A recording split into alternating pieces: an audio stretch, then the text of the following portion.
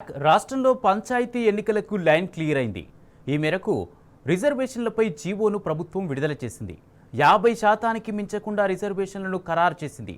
Rotation పద్ధతిలో SC, ST, BC, మహిళా రిజర్వేషన్లు అమలు కానున్నాయి. 100% ఎస్టీ జనాభా ఉన్న గ్రామాల్లో అన్ని స్థానాలు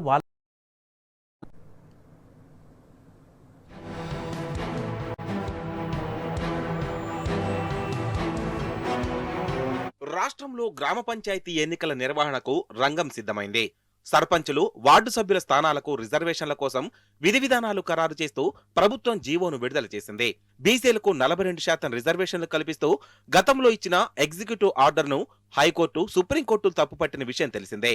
ఈ నేపథ్యంలో సుప్రీంకోర్టు మార్గదర్శకాలకు అనుగుణంగా మొత్తం రిజర్వేషన్లు 50% మించకుండా ఉండేలా జాగ్రత్త పడింది.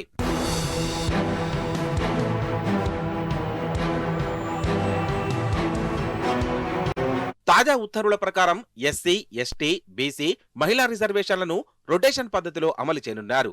ఈ విధానంలో అన్ని వర్గాలకు సమాన అవకాశాలు కల్పించాలని ప్రభుత్వం లక్ష్యంగా పెట్టుకుంది. రిజర్వేషన్ల ఖరారు ప్రక్రియను పారదర్శకంగా చేపట్టాలని అధికారులకు సూచించింది.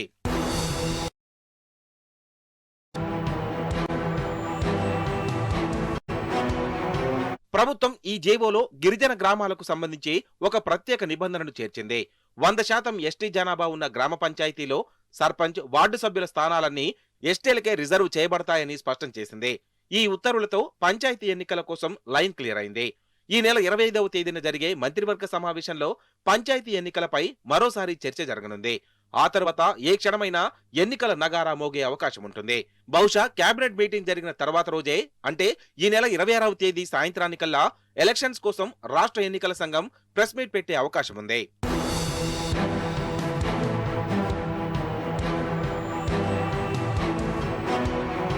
రిజర్వేషన్ల ఖరారు ఉత్తర్వులు ఇప్పటికే రాష్ట్ర ఎన్నికల సంఘానికి చేరినట్టు తెలిసిందే. మొన్న డెడికేటెడ్ కమిషన్ ఇచ్చిన నివేదిక ప్రతులు ప్రభుత్వం అన్ని జిల్లాల కలెక్టర్లకు అదే రోజు పంపింది. తద్వారా గ్రామాల్లో వార్డులు, సర్పంచుల రిజర్వేషన్ల కోసం జాబితాను సిద్ధం చేసుకుని ఎన్నికలకు సమాయత్తమయ్యే వెసులుబాటు కల్పించింది.